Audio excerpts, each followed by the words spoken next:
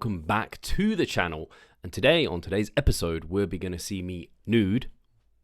You heard me right, we gonna be see me nude. And basically it's a physique update.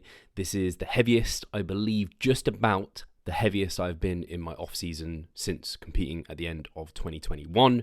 So I'm pretty excited to share this with you. I'm officially it's 3-4 months post my mini cut now, and so I've just about got back above the weight I started that mini cut. And I'm going to take you also through some of my training, some of the progressions I made, so you just get some insights into that, my training split, the kind of thought process behind that. You might be able to take some of these kind of ideas and thoughts and apply them to your own training, or if you've got questions, please ask them below, and it might just give you something to kind of go by. And of course, I'm going to do like a side-by-side review of my physique, how I think things are going, and where we're going to be going, we being me and my body, in future, in terms of where I see my body weight maybe going and future plans and everything like that. So let's kind of get an overview of the program first of all. So here you can see my spreadsheet.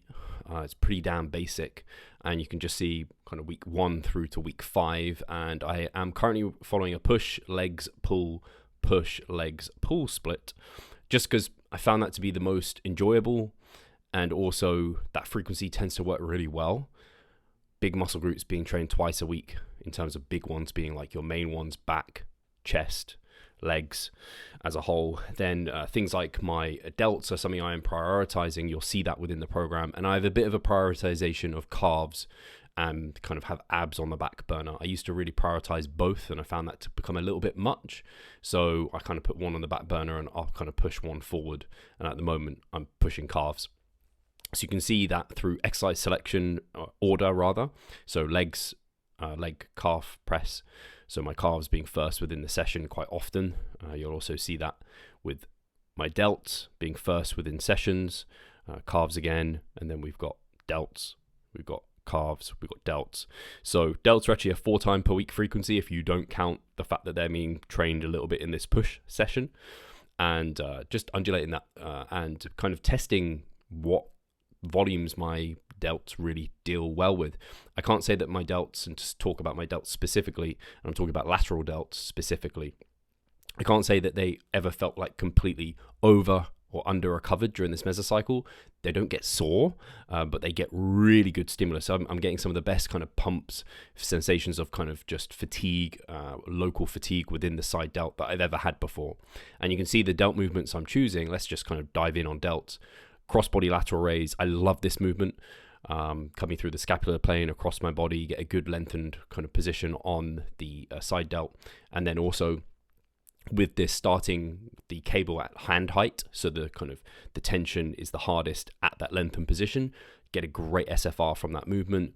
I'm then doing behind the back cable lateral raise, so single arm again. I don't have cables set up so that I can do both at the same time. I couldn't do a Y raise. I do love a Y raise, but I can't simply do them. So I'm doing behind the back, so a little bit, again, stretch position, hand height, but it's a little bit different. It'll be hitting the delts a little bit differently, being behind the back. Then I have another crossbody here, and then I have the prime machine lateral raise. So that one I can pick it to start heaviest at the beginning of the range of motion because of the cam that it uses. So that's really cool. And you can see my side delt volume got all the way up to, these were myo match sets, and I did 1, 2, 3, 4 of those. So you might count these 3 sets as kind of actually 3, then I count each of these as a half, so that might be like 4.5 sets, so 5.5 sets in that session. And I kind of cap out at about 5 sets for side delts, much more than that, and it becomes a bit much unless I spread the volume. I actually didn't say the upright row I'm also doing, so I also include an upright row just for some variation, because I get to like 4 sets of these behind the back and it starts to become a bit much, but I do feel like I can get a little bit more. So actually push, this is like most of my side delt volume or lateral delt volume is coming through this session here, as you can see. And then these ones again, up to 4 sets here. And I have found personally that the crossbody lateral raise at the moment is the one that produces the best kind of stimulus for least fatigue, particularly in this session here. So when I go high reps, it feels fantastic. The kind of burn that I get, the mind muscle connection is superb. And I've actually progressed this movement really, really well. I think I'm just going to zoom in on lateral delts because otherwise this vlog could go on for ages. So if I look at the last mesocycle that I have here, and I have this, where is it? Front body, single arm, lateral raise. I did 5 for 22, as you can see there. Whereas in this session here, I got 7.5 for 23. So that's a huge percentage increase when you think about it. And I got an extra rep and an extra 2.5 kilos, which is like, that's like a 50% increase in load almost. If you consider it was 5 before, 2.5 increase. So that's kind of wild. And as you can see, actually, a lot of people think, and kind of the theory would be, as you train, your MRV goes up, your MEV, so your minimum effective volume, your kind of starting volume might rise, meso to meso. But in practice, I don't always find that to be the case. You can see here, and like the eagle-eyed of you would have seen, I only did 4 sets here. Whereas last meso, I finished at 5 sets. I simply didn't need that extra set this time around. I started at 3, and I'm pretty sure I started at 3 again, yeah. So, I'm really happy with the progress my side delts, lateral delts are making, and you'll see in my physique that I need it, and I'll explain that a little bit more. But yeah, that's the current split. I obviously have this one drafted. This is going to be another mass. It's exactly a carbon copy at the moment of the last one, and in fact, like, they're not changing much. You'll see a load of red in this one because I introduced more myomatch. And in fact, I think I just labeled them red, whereas I didn't before, so they're already in there. And then I have like a few metabolite techniques, so like push-ups after my last set of these. And then I also had some length and partials. So I only had this as a length and partial, which I'll probably do a vlog on as well. And I actually introduced some length and partials here as well. I just didn't succinctly put it into the spreadsheet, which I will introduce here. And I'm actually really liking the length and partials. They're going pretty well. I screwed up some of my lat pull down progress. This happens sometimes, but I won't go into detail on that right now because there's just too much else to cover. So yeah, I'm pretty excited about that. And then actually I'll go over my daily. So as you can see, I finished my mini cut. If we scroll all the way back here, we went to Margate and I came down and I had an average of 85 or 85 and a half here. I entered the mini cut. What was my average coming down? So I'm not lying to you. Yeah, 94.6. And at the moment, I'm just above that. So as you can see, many months have gone by. I'm at 95.2. And when we look at the long-term planner that I have set up, this is great, by the way. Long-term planning, you've got to do it. Even if you're self-coached, I think it's great. So you can see I'm mini cutting. Was that right? Oh, no, wait. I'm all the way up here. I've already planned in the future. So I was here 94.6. I got down to 185.6. And now I wanted to be, and this deload, I'm actually at 100. I wanted to be between 194 basically to 196. And I look to be averaging around 195 pounds here.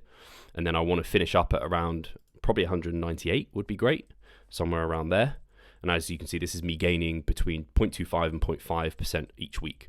And it's not going to perfectly map out like that, but I just have that kind of foresight. And I think after I come through this next mass that I have planned, I'm going to need another mini cut. And then I kind of have another push. And then maybe I hit 200 pounds. And then that'll be like, I need a long diet at that point, if that's all appropriate and everything. So let's get an overview of my physique then. Right. So I'm actually wearing my bodybuilding posing trunks because they still fit. And it gives me a bit more of an objective progression tool in terms of, like, I've got my setup now in terms of lighting. Me and Pascal have talked about this a few times on the Improvement Season podcast, where you want to have a similar setup because it's like anything.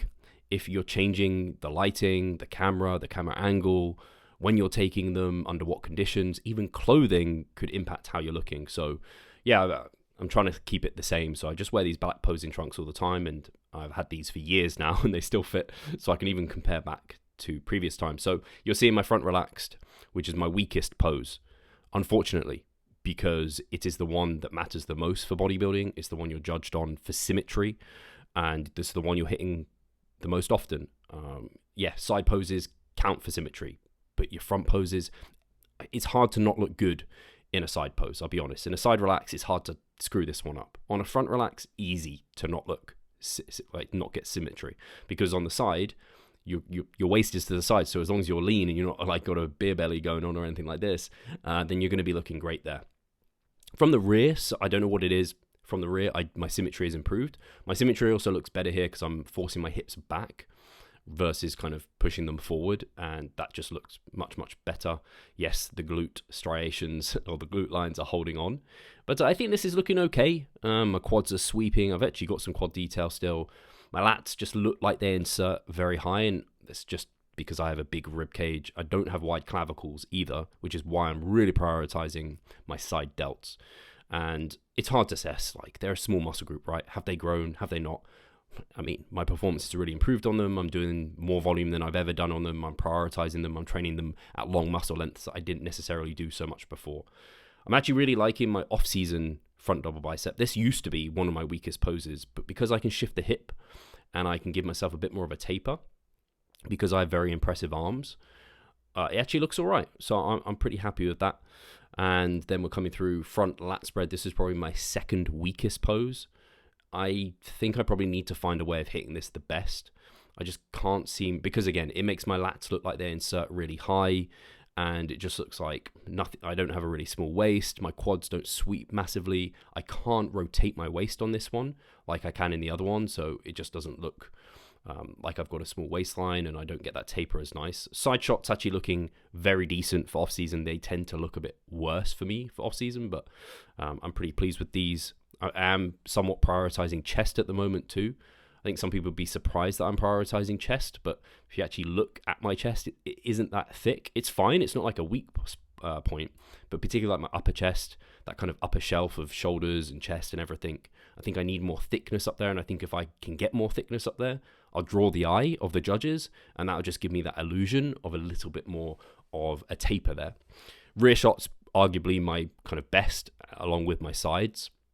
For whatever reason, again, I don't suffer from this kind of the non-sweeping quads and kind of the non-sweeping lats and the big waist. It works together from the rear. I'm not exactly sure why. I guess my rib cage is hidden with my lats there, whereas my lats don't quite poke out from my rib cage from the front. I think that's probably the difference, but I'm very happy with how both these two shots are looking. Holding a little bit of leanness through the rear of my hamstrings and glutes, nothing amazing, but I don't need much.